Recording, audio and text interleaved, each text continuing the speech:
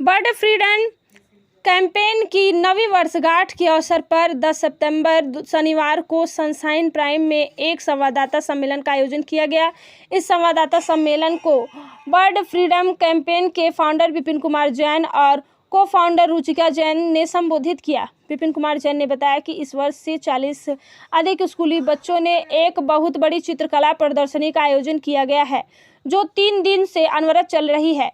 जैन ने कहा कि 9वीं वर्षगांठ के अवसर पर एक कवि सम्मेलन का भी आयोजन किया गया है। कवि सम्मेलन में अनेक कवियों ने शिरकत की, जिसमें सोसाइटी और स्कूली बच्चों समेत कई गणमान्य लोगों ने भाग लिया। साथ ही 3 दिवसीय चित्रकला प्रदर्शनी का अवलोकन किया गया और बर्थडे फ्रीडम कैंपेन को आगे बढ़ाने की शपथ ली गई। विपिन कुमार जैन ने बताया कि 11 सितंबर को 7 बजे से 9वां बर्ड फ्रीडम कैंपेन मनाया जाएगा। संवाददाता सम्मेलन में विपिन कुमार जैन ने बताया कि सितंबर के दूसरे रविवार को मूक परिंदों की पिंजरों से आज़ादी हेतु मनाए जाने वाले bird freedom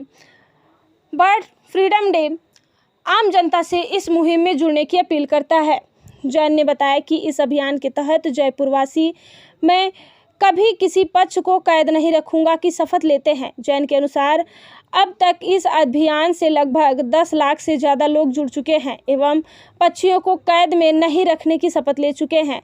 bird freedom day के संस्थापक विपिन कुमार जैन ने अभियान के बारे में विस्तार से बताया। संस्था के अन्य सदस्य उच्च न्यायालय के अधिवक्ता ललित शर्मा और हाई कोर्ट कर्मचारी संघ के अध्यक्ष ऋतुराज शर्मा भी इस अवसर पर उपस्थित थे।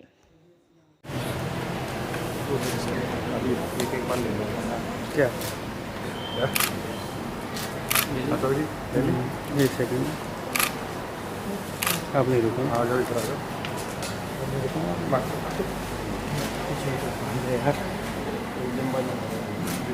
थोड़ा हाथ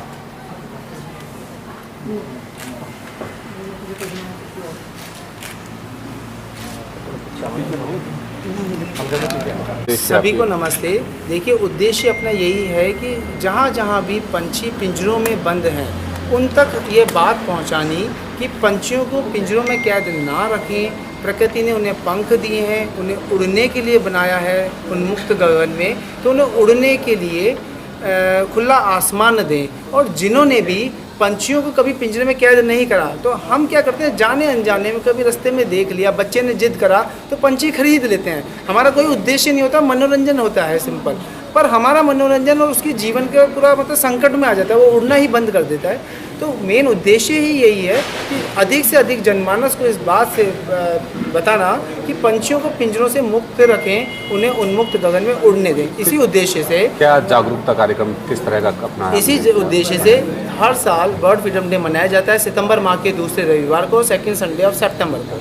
इस बार सेकंड संडे ऑफ सितंबर 11 सितंबर को आ रहा है, जहां जनमानस को शपथ ग्रहण करा के कि पक्षियों को पिंजरे में कैद नहीं रखेंगे और कवि सम्मेलन करके प्लस अलग अलग स्कूली बच्चों को इसके साथ जोड़ के उनमें ड्राइंग कंपटीशन इस विषय के ऊपर करा रहे हैं, ताकि उनके अंदर ये भावना जाए। और जिस बच्चे में ये भावना एक बार चली गई कि पक्षियों को पिंजरे में कैद नहीं करेंगे, वो मैं समझता हूँ अपने जीवन में कभी भी पंछियों को पिंजरे में कैद नहीं करेगा। दूसरा, प्रकृति का भी हम देखें तो जो पंछी होते हैं ये जैसे परागकणों को एक स्थान से दूसरे स्थान भी ले जाते हैं। प्रकृति की एक सृष्टि की मतलब सृष्टि का एक चक्र तो है ही ना, तो कहीं ना कहीं उस चक्र में व्यवधान भी बन रहे हैं।